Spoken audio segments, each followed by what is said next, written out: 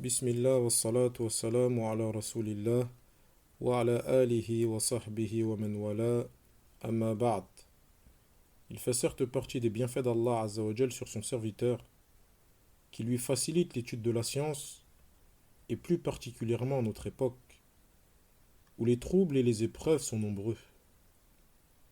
Ainsi, si tu as été facilité vers cette immense adoration, tu as certes été gratifié d'un bienfait immense. L'imam Muslim rapporte, d'après Ma'aqal ibn Yasar, qu'Allah l'agrée, que le prophète sallallahu alayhi wa sallam a dit: une adoration en période de trouble équivaut à une hijra vers moi, c'est-à-dire en termes de récompense. Et parmi ces adorations, il y a l'étude de la science, et elle fait même partie des plus méritoires. L'imam Sufyan al-Thawri, qu'Allah lui fasse miséricorde, a dit: je ne connais rien de meilleur que l'étude de la science pour celui qui a une bonne intention. Et l'imam Ahmad a expliqué ce qu'est la bonne intention dans l'étude de la science en disant: c'est que tu aies l'intention d'éradiquer ton ignorance et celle des gens. Tout d'abord, tu éradiques ton ignorance pour pouvoir adorer Allah avec clairvoyance, puis tu fais profiter aux autres de ta science en éradiquant leur ignorance. Sachez qu'Allah vous préserve, que la science est une lumière. Allah dit à ce sujet: أَوَمَنْ كَانَ مَيْتًا فَأَحْيَيْنَاهُ وَجَعَلْنَا لَهُ نُورًا يَمْشِي بِهِ فِي النَّاسِ كَمَنْ مَثَلُهُ فِي الظُّلُمَاتِ لَيْسَ بِخَارِجٍ مِنْهَا. Celui qui était mort, que nous ramenons à la vie, et que nous dotons d'une lumière pour cheminer parmi les hommes, est-il semblable à celui qui erre dans les ténèbres sans pouvoir en sortir? Au même titre que la science fait revivre les cœurs morts, comme la pluie fait revivre la terre. Un poète arabe a dit à ce sujet: Al-ilmu yuhyi qulub al-mayyitin kama tahya al-bilad idha ma massaha al-mataru wal-ilmu yajlu al-ama an qalbi sahibihi kama yujli sawada al-dhulmati al-qamaru. La science redonne la vie aux cœurs morts comme la pluie donne la vie au pays lorsqu'elle les touche. Et la science permet au cœur de l'homme de voir ce qu'il ne voyait pas, comme la lune fait disparaître la noirceur de l'obscurité.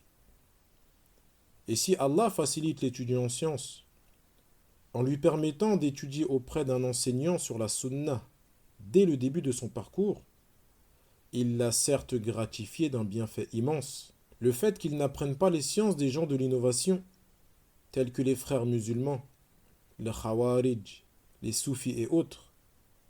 Les pieux prédécesseurs considéraient cela comme une marque de réussite.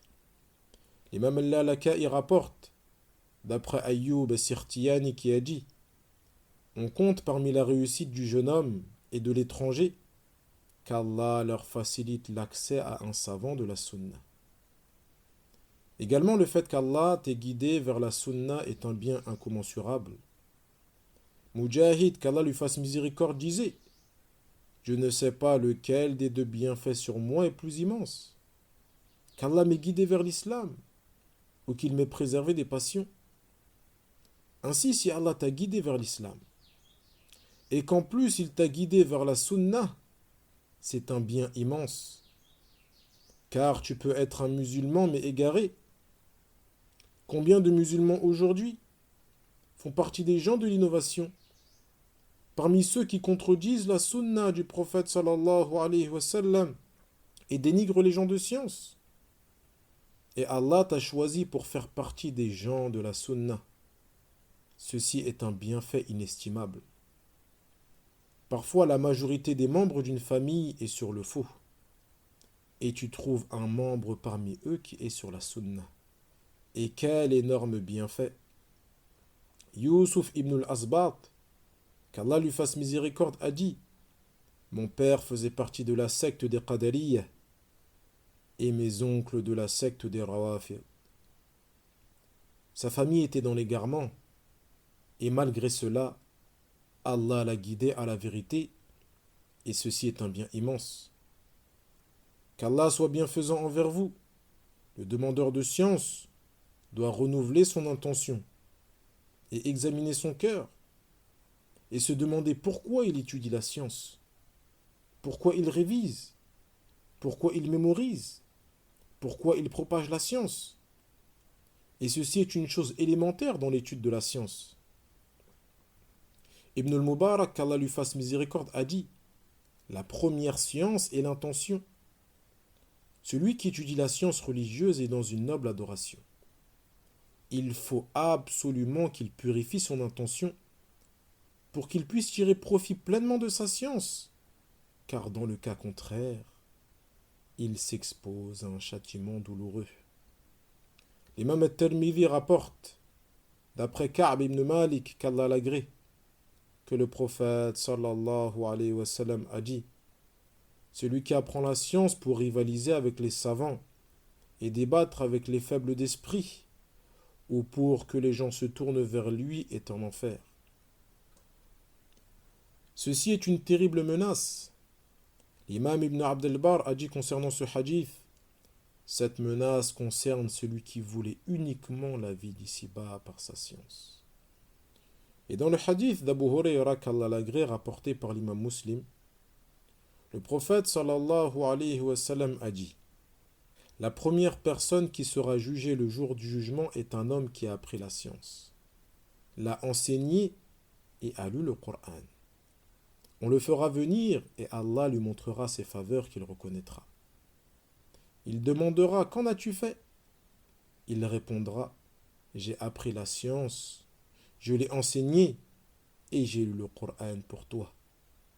Allah dira: tu mens, tu as plutôt appris la science pour qu'on dise que tu es un savant, et tu as lu le Coran pour qu'on dise que tu es un lecteur, et on l'a dit. Ensuite, on donnera l'ordre et il sera traîné sur son visage jusqu'à être jeté en enfer. Dans certaines versions du hadith, il a été rapporté qu'Abu Hurayra, qu'Allah l'agrée, s'évanouissait à plusieurs reprises lorsqu'il rapportait ce hadith. Et cela nous indique la dangerosité de cette affaire. Par conséquent, le demandeur de science veille à avoir une intention pieuse et à être véridique avec Allah. Et s'il y parvient, Allah lui facilitera dans ce bas monde et dans l'au-delà. L'imam al-Shafi'i a dit à ce sujet: celui qui veut la vie d'ici-bas, qu'il étudie la science. Et celui qui veut l'au-delà, qu'il étudie la science. Et celui qui veut la vie d'ici-bas et l'au-delà, qu'il étudie la science.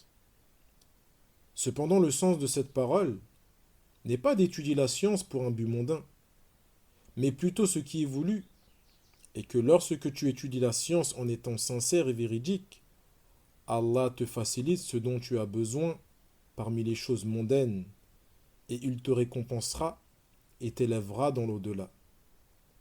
Allah dit: Yarfa'illahu alladhina amanu minkum walladhina utul ilma darajat. Allah élève en degrés ceux parmi vous qui croient et ceux qui ont reçu la science. Cheikh al-Islam Ibn Taymiyyah a dit concernant ce verset: toutes les éloges faites dans le Coran en faveur des croyants reviennent également aux gens de science, car ils sont les plus élevés parmi les croyants. Dans de nombreux versets, Allah a expliqué ce qu'est la science et a montré sa valeur. Or, ces versets sont un encouragement, une incitation à l'apprendre et à l'acquérir pour nous permettre de nous élever et d'obtenir ses rangs et ses mérites. Allah dit: Wa qur rabbi zidni ilma. Et dit: Ô Seigneur, augmente ma science. Ibn Hajar a dit: ce verset montre clairement le mérite de la science. Allah ordonna à son prophète de demander plus de science, et c'est la seule chose pour laquelle Allah dit au prophète de demander qu'il la lui augmente. Et pour atteindre les rangs éminents et les mérites de la science, il faut que la science soit accompagnée d'œuvres. Car la science est un arbre, et ses fruits sont les œuvres. L'arbre n'est pas profitable sans fruits, tout comme la science n'est pas profitable sans mise en pratique. Étudier la science sans la mettre en pratique est une cause que la science s'en aille et ne perdure pas. Certains pieux prédécesseurs disaient: la science appelle à la mise en pratique. Soit elle lui répond favorablement, soit elle s'en va. La science interpelle et invite à la mise en pratique. Elle invite celui qui la possède à œuvrer. Elle l'invite et le lui demande. S'il œuvre selon ce qu'il a appris, alors cette science se bonifie, se fixe et sera préservée. Sinon, elle s'en va. La science ne se mémorise pas, ne reste pas et ne s'ancre pas, si ce n'est avec la mise en pratique. Le but d'étudier la science est la mise en pratique. La science est un moyen et la mise en pratique un objectif. La science est étudiée pour la mettre en pratique au quotidien, que ce soit dans les paroles, les actes et les adorations. Sufyan al-Thawri, qu'Allah lui fasse miséricorde, a dit: on apprend la science que pour craindre Allah à travers elle. Et le mérite de la science sur toute autre chose n'est dû qu'au fait qu'on craint Allah à travers elle. La science a un rang éminent car elle conduit son adepte vers Allah et c'est une cause d'augmentation de la foi du croyant ainsi que sa crainte. Allah dit: Innama yakhsha Allah min ibadihi al-ulama. Parmi les hommes, seuls les savants craignent Allah. Ainsi, la véritable science réside dans la crainte d'Allah. Un homme a dit à l'imam al-Sha'bi: ô imam, donne-nous une fatwa. Et il répondit: certes, le savant est celui qui craint Allah. Malgré que ce soit un imam et un grand savant et que son rang est connu auprès des gens de la sunna, il nous dit que le savant est celui qui craint Allah. Tout ceci dans le but de nous montrer que la véritable science réside dans la crainte d'Allah. La science ne doit pas être uniquement dans les paroles, car dans ce cas elle ne sera pas profitable, mais elle doit se ressentir dans les actes. L'imam al-Darimi rapporte dans ses sunan, d'après le Hassan al-Basri, qu'Allah lui fasse miséricorde, qui a dit: la science est de deux types. Une science qui est dans le cœur, et ceci est la science bénéfique, et une science qui est sur la langue, et ceci est la preuve établie par Allah à l'encontre du fils d'Adam. Et ce athar est authentifié par Cheikh al-Albani, qu'Allah lui fasse miséricorde.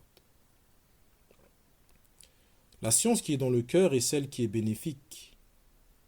C'est elle qui a un impact sur la personne et par laquelle la foi et la crainte du serviteur augmentent.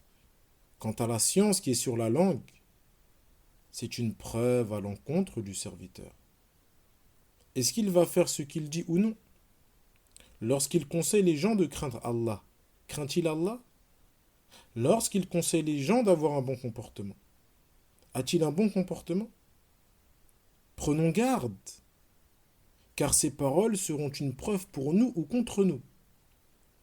L'imam Muslim rapporte, d'après Abu Malik al-Harith ibn Asim al-Ash'ari, qu'Allah l'agrée, que le messager d'Allah sallallahu alayhi wa sallam a dit: le Coran est une preuve pour toi ou contre toi. C'est une preuve pour toi si tu mets en pratique ce qu'il y a dans le Coran, et ce sera une preuve contre toi si tu délaisses sa mise en pratique. Ainsi, il faut veiller à ce que ta science soit bénéfique dans la vie d'ici-bas et dans l'au-delà. Il ne faut pas que ton objectif premier soit la multitude des paroles. À l'époque des pieux prédécesseurs, un des jurisconsultes de Médine, du nom d'Al-Qasim ibn Muhammad, disait: j'ai rencontré des gens qui n'aimaient pas parler, mais qui aimaient œuvrer. C'est-à-dire que l'œuvre était meilleure et plus aimée auprès d'eux que la parole. Malheureusement, aujourd'hui, beaucoup ont la conviction que celui qui parle beaucoup de la religion est celui qui a le plus de science. Alors que les grands savants de cette communauté nous disent que cette compréhension est erronée. L'imam Ibn Rajab dit dans son livre intitulé Fadl ilmi salaf ala ilmi al-khalaf qu'Abu Bakr, qu'Allah l'agrée, est le compagnon le plus savant, malgré qu'il ait rapporté beaucoup moins de hadiths que les jeunes compagnons du prophète sallallahu alayhi wa sallam, tels qu'Ibn Omar, Abu Sa'id al-Khudri et d'autres. Est-ce que le fait qu'ils aient rapporté plus de hadiths veut dire qu'ils ont plus de mérite et plus de science qu'Abu Bakr? La réponse est non.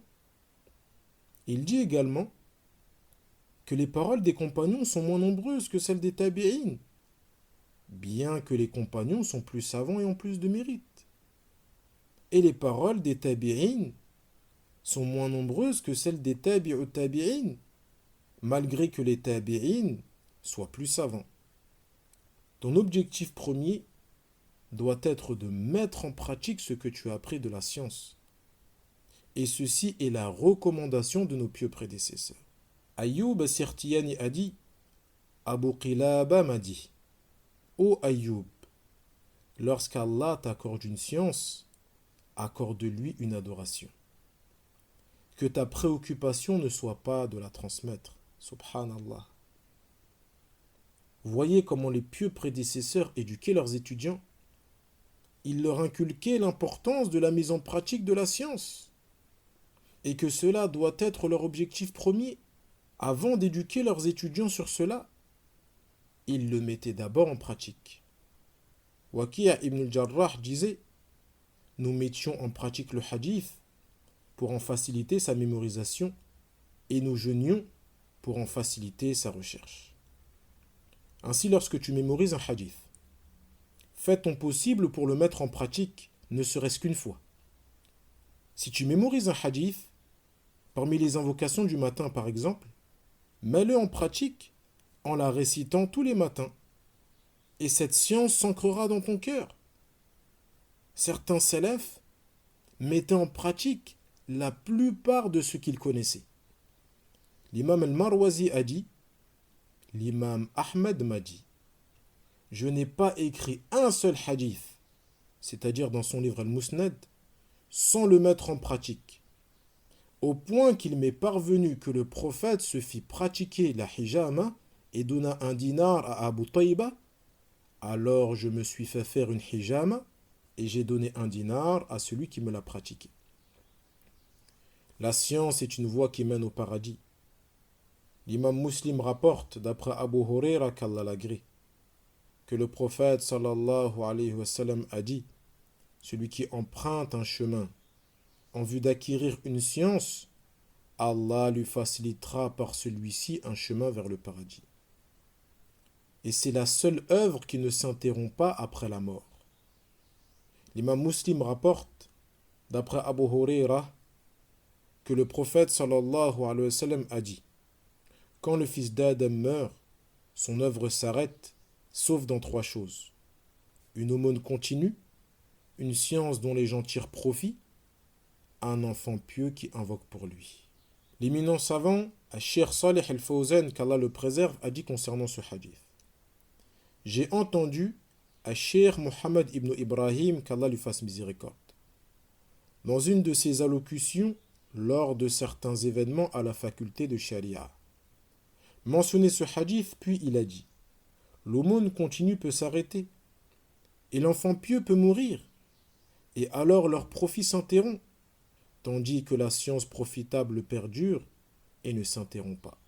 Les gens en profitent, et son auteur ne cesse d'être récompensé, et ceci différencie la science de toutes les autres œuvres pieuses. Le croyant doit faire son maximum pour être assidu dans l'étude de la science avant sa disparition. L'imam al-Marwazi rapporte dans son livre As-Sunnah, d'après Abdullah ibn Mas'ud qu'Allah l'agrée, qui a dit, étudiez la science avant sa disparition, et sa disparition réside dans la perte des savants. Étudiez la science, car vous ne savez pas quand on aura besoin de vous. Combien de savants sont décédés ces dernières années? Avant, on parlait d'eux au présent, et maintenant on parle d'eux au passé. Avant, on invoquait en leur faveur en disant qu'Allah les préserve. Et maintenant, on dit qu'Allah leur fasse miséricorde. Tout ceci doit pousser le musulman à faire des efforts dans la demande de science. Certains pieux prédécesseurs s'étonnaient de voir les savants décéder et de ne pas voir les gens étudier davantage la science. Il est rapporté qu'Abu Darda, qu'Allah l'agrée, a dit: qu'ai-je à voir vos savants mourir et vos ignorants ne pas étudier? Après la mort du prophète sallallahu alayhi wa sallam, Abu Huraira dit à un homme des Ansar: allons demander aux compagnons du messager d'Allah sallallahu alayhi wa sallam ce qu'ils savent, tant qu'ils sont encore nombreux. L'homme répliqua: crois-tu que les gens auraient besoin de ta science avec ce grand nombre de compagnons qui sont en vie? Abu Huraira laissa l'homme et se mit à la quête de la science auprès des compagnons du prophète sallallahu alayhi wa sallam. Longtemps après, l'homme de Ansar voya les gens entourer et requérir de cette science. Il dit alors: ce jeune homme a été plus perspicace que moi. Qu'Allah nous accorde une science profitable et nous facilite sa mise en pratique. Wallahu al-musta'an wa alayhi at-tuklan. Subhanaka Allahumma wa bihamdik wa ashhadu an la ilaha illa ant wa astaghfiruka wa atubu ilayk.